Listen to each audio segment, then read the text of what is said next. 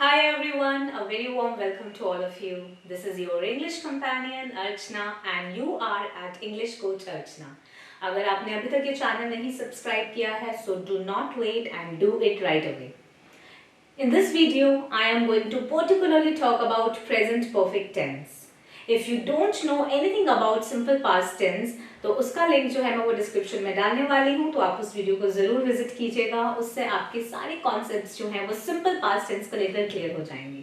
In this video, we are particularly going to talk about present perfect tense.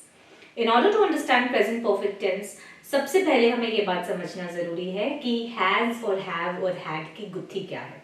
हालांकि present perfect में हमें had की जरूरत नहीं पड़ेगी, बट स्टिल उसकी जरूरत क्यों नहीं पड़ेगी ये समझने के लिए हम हैड से भी मिल लेंगे. तो सबसे पहले हम ये समझने की कोशिश करते हैं कि हैव का यूज जो है वो प्लूरल प्लस आई के साथ होता है. I, we, you, they. And has का यूज जो है वो यूज होता है वन सब्जेक्ट के साथ. For example he, she, it. I hope इतनी चीज आपको बहुत अच्छे से क्लियर है. हैड यूज होता है पास्ट परफेक्ट में, तो कभी भी प्रेजेंट परफेक्ट के बारे में बात करते समय आप हैड का प्रयोग बिल्कुल ना करें. तो चलिए अब आगे चलते हैं इस कॉन्सेप्ट की तरफ.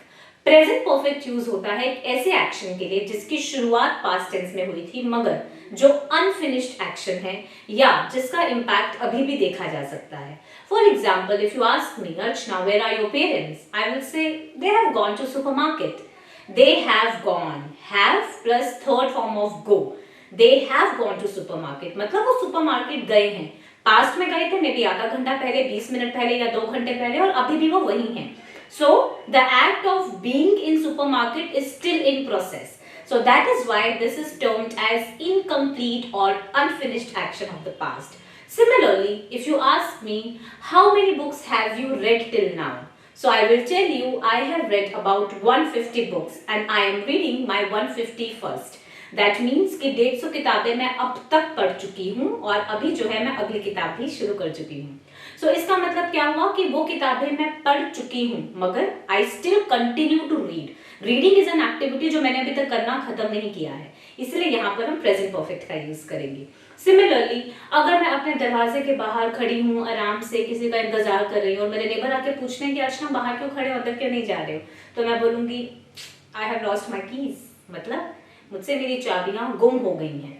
अभी नहीं गुम हुई बिल्कुल, मुझे पता भी नहीं कब की गुम हुई पड़ी है, मगर फिलहाल स्टेटस ये है कि पास्ट में गुम हुई थी और फिलहाल मेरे पास चाबियां नहीं है, तो अभी अंदर जाने का कोई भी चारा नहीं है मेरे पास. So I will use present perfect. I have lost my keys.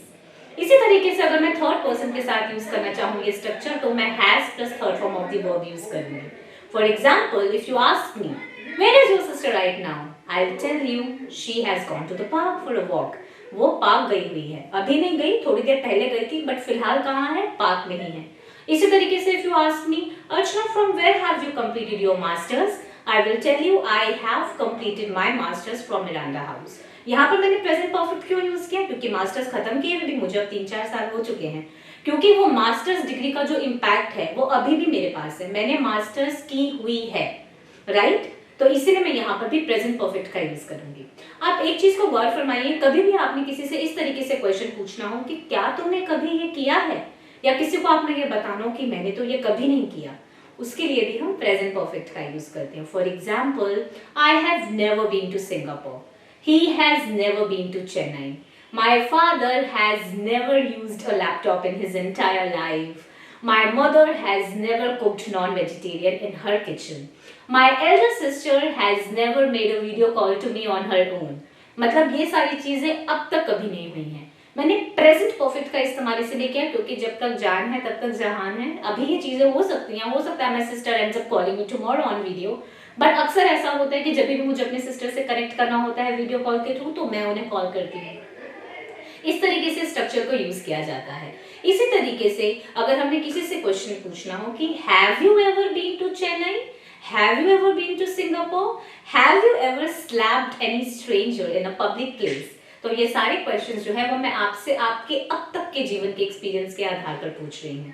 इसी तरीके से अगर मुझे किसी थर्ड पर्सन के बारे में एक क्वेश्चन पूछना हो, for example, has your daughter ever prepared a cup of tea for you, और has your neighbour ever fought with you, और has your teacher ever given you an excellent remark on your test.